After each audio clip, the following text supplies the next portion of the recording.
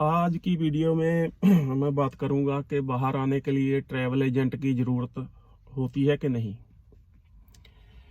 चाहे कनाडा आना है, चाहे ऑस्ट्रेलिया। स्टूडेंट वीज़ा या टूरिस्ट वीज़ा इनकी मैं बात नहीं करता। मैं परमानेंट रेजिडेंसी वीज़े पे आने की बात कर रहा हूँ केवल, क्योंकि वो वीज़े अनटिल अनलेस आप जेन्युइनली बहुत रिच फैमिली से बिलोंग करते हैं और आप बिजनेस पॉइंट ऑफ व्यू से जहाँ पे स्टडी करने आ रहे हैं तो अलग बात है। अदरवाइज मैं स्टूडेंट वीज़ा पे आने की किसी को सलाह ही नहीं देता। उससे ज़्यादा इजी मेथड बाहर आने का इंडिया में ही अवेलेबल है। थोड़ा लंबा है बट वो सेफ है। मैं नेक्स्ट वीडियो में वो डिस्कस करूँगा। कंट्री कैसे चूज करना है। अगर आपके रिलेटिव हैं किसी कंट्री में तो फिर तो ठीक है, आपके ब्रदर सिस्टर हैं तो उसी कंट्री में जाओ। अगर आपके पीछे बहुत लायबिलिटी है, अपने फैमिली को सपोर्ट करना है, पीछे बीमार माँ बाप हैं, जहाँ पर के बड़ा परिवार है, आपके ऊपर जिम्मेवारी है, आप बड़े हैं सबसे, तो मेरे ख्याल से ऑस्ट्रेलिया बेस्ट चॉइस है। न्यूजीलैंड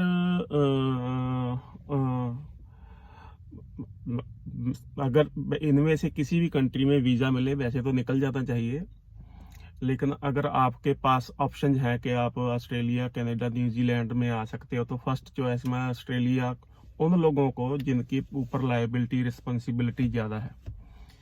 क्योंकि मैंने कई वीडियोस देखी हैं इंटरनेट पे, कंट्रीज़ का कंपैरिजन करते हैं लोग, ऑस्ट्रेलिया और न्यूजीलैंड का, और स्लाइटली कनाडा का, स्लाइटली कनाडा को बेटर कंट्री बताते हैं। पर दरअसल सच्चाई ये है कि इंडियन रुपीज़ में कन्वर्ट करें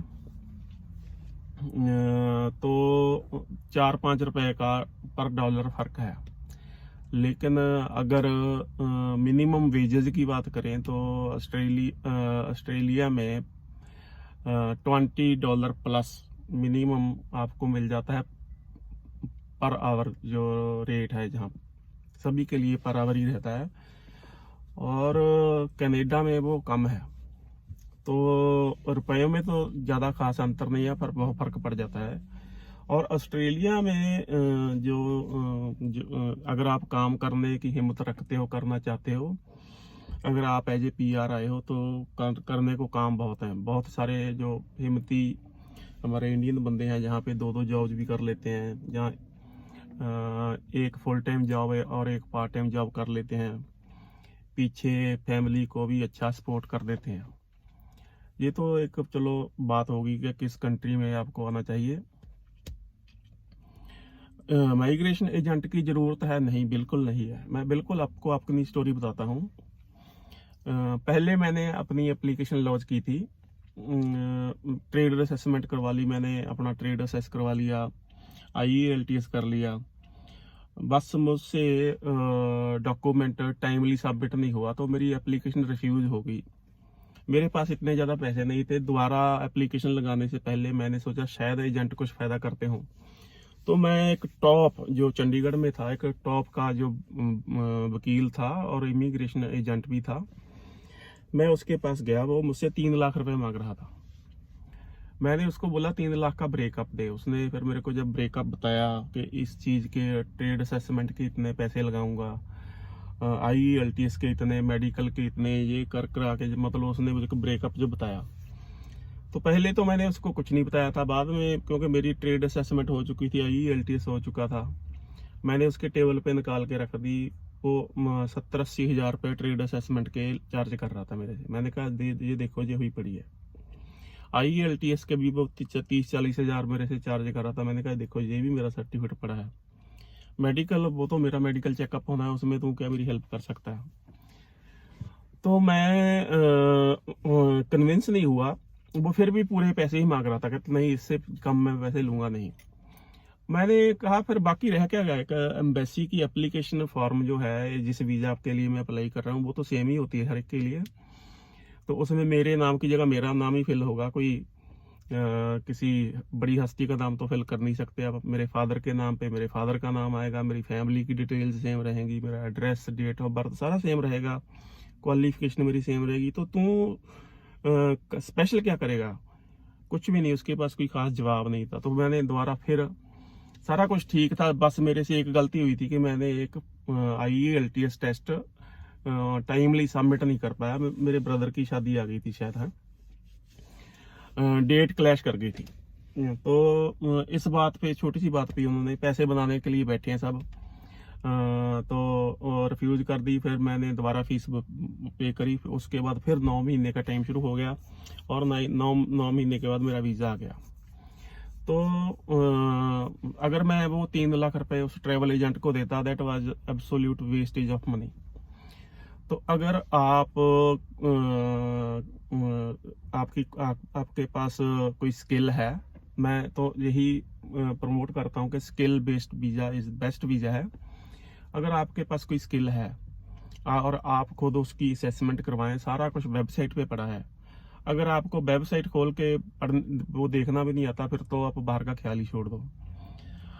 चाहे ऑस्ट्रेलियन एम्बेसी की साइट है, इमिग्रेशन की साइट है, चाहे कनेडियन की है, चाहे न्यूजीलैंड की, सारा कुछ वहाँ पड़ा है। अगर आपको कोई क्वेश्चन है तो हर एक डिपार्टमेंट की ईमेल वहाँ रहती है, आप उनसे क्वेश्चन पूछ सकते हो और वो आपको जवाब देते हैं। हाँ, मैं भी कोशिश करूँगा कि कुछ जो पॉपुलर ट्रेड हैं उनकी ट्रेड असेसमेंट कैसे करवानी है, मैं इसकी एक अलग वीडियो बनाऊँ। बट अदरवाइज अगर आपका IELTS में आपने अपना बैंड वैसे पहले टेस्ट कर लिया है कि मेरा बैंड 6 अबव आ रहा है, तो 6 से 7 पे आप जा सकते हो 2-3 बार में ट्राई करके और थोड़ा प्रिपेयर करके। और अब आपकी ट्रेड असेसमेंट हो गई है तो चाहे ऑस्ट्रेलिया है, कनाडा है, ऑलमोस्ट सेम ही है। तो आपको किसी माइग्रेशन एजेंट की ज़रूरत नहीं है। अगर आपके पास बहुत ज़्यादा फालतू पैसा है तो हर्ज कोई नहीं, अगर उनके थ्रू जाना है जा सकते हो। अगर नहीं है तो ये सोच के कि मैं लगाऊंगा तो मेरी एप्लीकेशन रिजेक्ट हो जाएगी, ऐसे ट्राई ही ना करो आप। तो आप कर सकते हो, उससे कोई खास फायदा नहीं होता। वो सिर्फ आपके बिहाफ पे एक्ट करते हैं। वो एक फॉर्म में एक कॉलम होता है, उसको आप टिक कर देते हो कि ये फलाना एजेंट मेरे बिहाफ पे आपसे कम्युनिकेट करेगा, मेरा पेपर वर्क वगैरह का ध्यान रखेगा। जैसे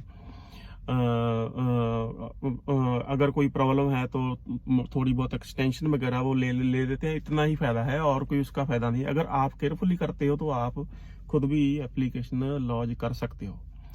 तो बाकी की बातें मैं अगली वीडियो में के बाहर आने के लिए, अगर आप जितना जल्दी स्टार्ट करोगे उतना ही आपको सक्सेस मिलेगी।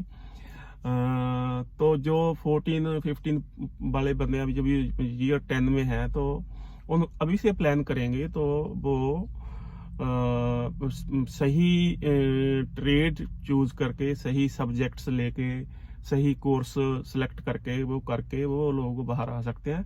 वो हम अगली वीडियो में डिस्कस करेंगे।